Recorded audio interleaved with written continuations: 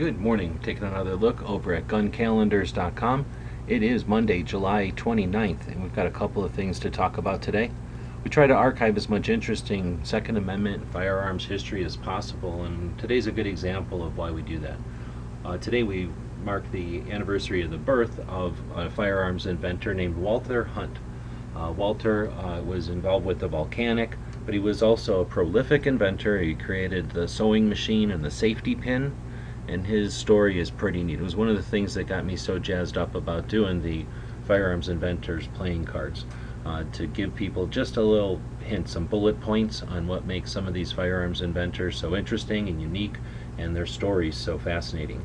So if you haven't done any research on some firearms inventors, Walter Hunt might be one that is interesting. He was definitely involved in a lot of the firearms development, from the lever action side to the ammunition side.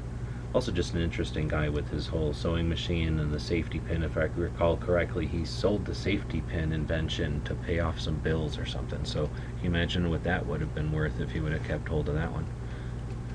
Additionally, it is the anniversary of the Army Chaplain Corps. Not often do the chaplains get much recognition, but it was today, July 29th, in 1775, older than most of the other branches, that the Chaplain Corps was created. I don't know much about them. I do know some Army chaplains. They're heck of good guys.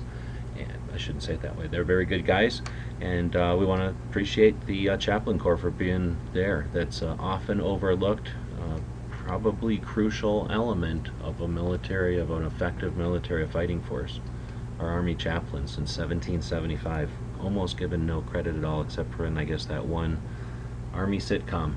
So let's see, it's the 29th. Today is the day that Walt Disney premiered Steamboat Willie back in 1928. Super racist cartoon that got Disney going. This is the kind of stuff we try to talk about over on guncalendars.com, so that we have something to talk about at the gun shop or at the gun show this weekend, something to talk about at the range.